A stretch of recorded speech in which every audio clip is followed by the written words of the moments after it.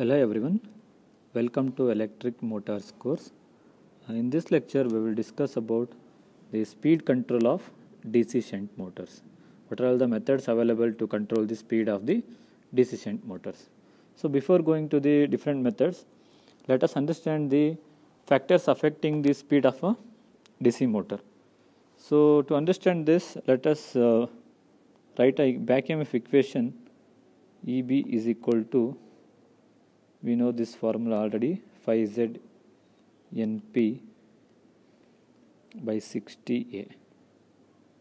So from this equation you can see that this is the speed, N is the speed, phi is the flux per pole, Z is the total number of conductors, P is the number of poles, A is the number of parallel paths. So once you design a machine, the number of poles remains constant, it will be fixed, number of poles will be fixed, the number of parallel paths, that is it may be for lap winding or wave winding, this will be also fixed, and the number of conductors placed, number of conductors will be also constant.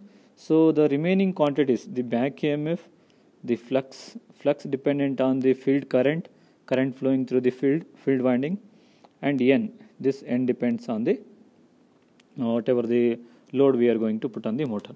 So here, to control the speed for the various applications, by using the internal parameters, that is we can use the back EMF to control the speed, or we can use the flux to control the speed.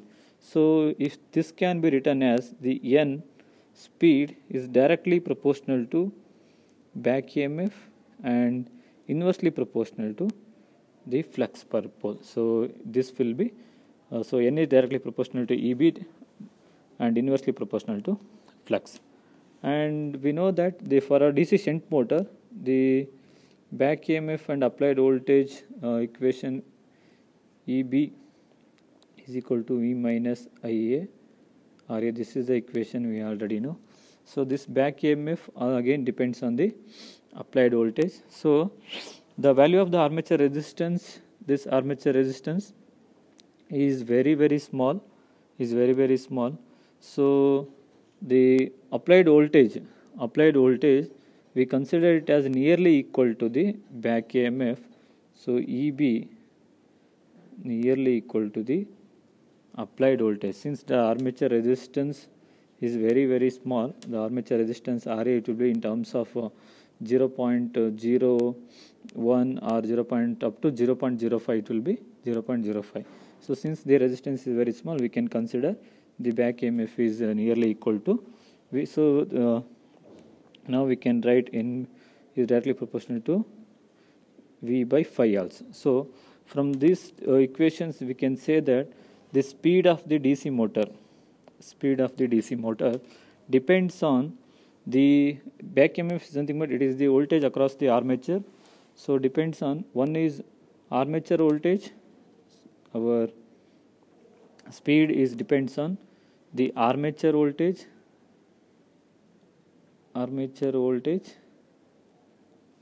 next it depends on the flux,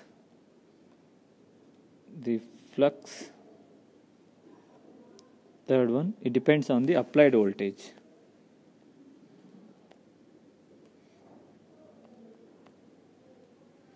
So this is EB, this is flux, this is applied voltage V. So these are the three parameters by varying which we can control the speed of the DC motor. So the methods available to control the speed of the DC shunt motor are, one is again the armature control method, flux control method, and last one is applied voltage method. So let us discuss one by one: flux control, armature voltage control, and applied voltage method. So coming to the first method, that is the flux control method. So we know the relation already, N is directly proportional to EB and indirectly proportional to flux. So we can, from this relation we can say that if the flux in the DC machine decreases, since it is inversely proportional to speed, speed will increases. So if flux increases, flux decreases, speed will increase, and it is vice versa. So let us consider a DC shunt motor. Since it is a flux control, we will add a rheostat in the field circuit of the DC shunt motor. So here you can observe a rheostat of resistance R is connected in series with the field circuit of the DC shunt motor. So during starting, this field circuit is connected to the start point.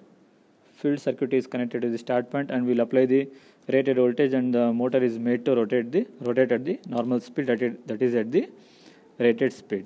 So if you want to control the speed of this motor, then we'll gradually include the resistance by using this rheostat. So once you start to include the resistance in this field circuit, due to the presence of the resistance, the current flowing through the field winding decreases. Current is ISH. This ISH current decreases. As current decreases, the flux proportional to the field current, the flux also decreases. So if flux decreases, we know that the speed will increase. In this method, initially when the field is connected at the start, the motor was running at rated speed, right? So when the field further decreases, the motor will run at above the rated speed now. So if you draw the graph of the field current versus the speed, you can observe at the rated current of the field current, that is when it is at the start, that is the rated current. So at the rated current, it will run at the rated speed. So if the current further decreases, you can observe the speed is increasing here.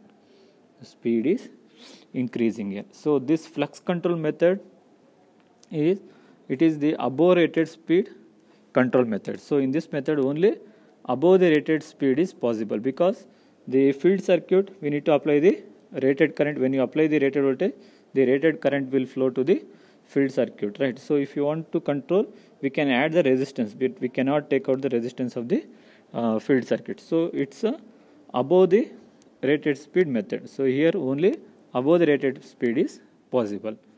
So if you want to control the below the rated speed, so by using this method it is not possible. So this is one of the major drawback of this flux control method.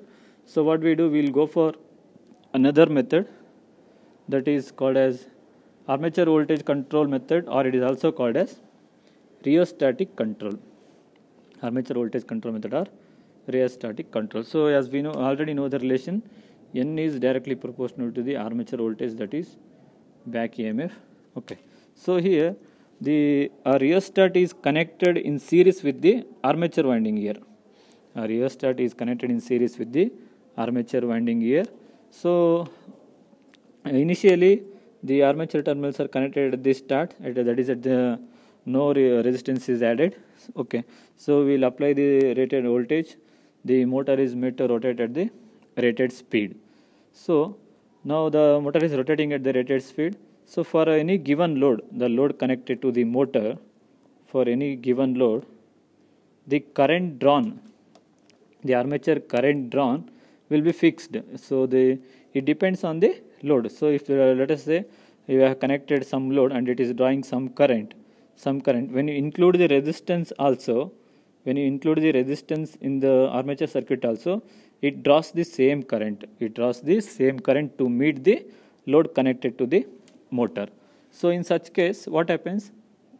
So if you include the resistance, in the armature circuit, there will be voltage drop across this resistance.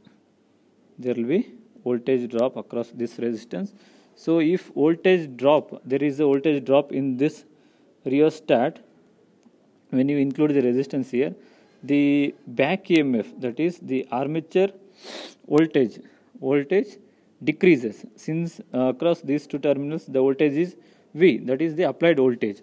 Since there is a voltage drop in this rheostat here, the voltage available at the armature terminals will be, obviously it is less. So the back EMF gets reduced here. If the back EMF reduces, what happens? The speed also decreases. So initially motor was running at the rated speed. You can observe in this graph rated speed. So when you include the resistance in series with the armature circuit, what happened? The resistance, as the resistance increases, the voltage drop across the resistance increases, thereby the EB decreases. Thereby the EB decreases. So if EB decreases, the speed also decreases. You can observe here, the speed is also decreasing. This is the armature voltage VA and versus speed. So in this method, we can control the speed below the rated speed. So it is a below rated speed control method. So if you want to control the speed of a DC motor below its rated speed, we can use this method. But here one of the disadvantage of this method is, here we cannot control the speed up to 0 here. Up to 0 we cannot control. The speed up to 0 we cannot control. So to control the speed up to 0, we need to make some modifications. This is called as the potential divider control. Potential divider control. So here you can observe there is a potential divider connected in series with the armature winding. So during starting, the armature terminals are connected at the start, this point. So when you apply the voltage, all the voltage will be dropped across the potential divider circuit, that is across the resistance connected. So in such case, the armature will not get any voltage. So EB becomes 0. So if EB is 0, N will be also 0. So by using a potential divider circuit, you can observe here 0 speed is possible here. That is the voltage required to overcome the inertia and friction loss. This is the voltage required to overcome the inertia and friction loss and the armature voltage drop. So when EB becomes 0, speed also becomes 0. So as the armature terminals is goes from start to maximum, the EB starts to build up. EB increases, thereby the speed also increases. When it is connected to the max, it gets the rated current and the motor will be running at the rated speed. So by using a potential divider circuit, here we can control the speed up to 0. And this is one of the easy and smooth speed control below the rated speed method. So the disadvantage of this method is since we are using the potential divider circuit, there will be a huge power loss due to the presence of the resistance, that is there will be I square R loss. As the armature current is more than the field current, the rheostat required here is of large size and the large capacity. So much of the power will be wasted as heat here in terms of I square R losses.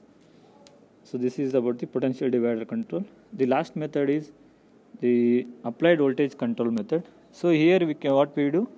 Here we can change the applied voltages. So in order to do that, we need to have multiple voltages. So in this diagram, you can observe here there is a plus 220 volt, 0 volt, and minus 220 volt. So if you connect between 0 to 220, it will be 220 volts. If you connect between 220 to minus 220, it will be 440 volts. But here the field winding is supplied with the constant voltage. Here you can observe the field winding is separately connected to the voltage. By using a switch, DP-DT switch, this is a DP-DT switch. By using a DP-DT switch, we can change to different voltages. If you connect to these two terminals, here the 0 to 220 volt is applied. So if you connect to other side, here 440 volts is applied. So we know that N is directly proportional to the applied voltage. So if V increases, speed also increase, or if V decreases, speed also decreases. So depending on the application, we can use the different applied voltages to control the speed of the DC motor. So this method, the advantage of this method is it gives the wide range of speed control. So for different voltages you can control the different speeds. You can control above the rated speed also, you can control below the rated speed also. That is, in both the directions we can control the speeds here. So this is about the different methods of speed control of the DC shunt motor. Thank you.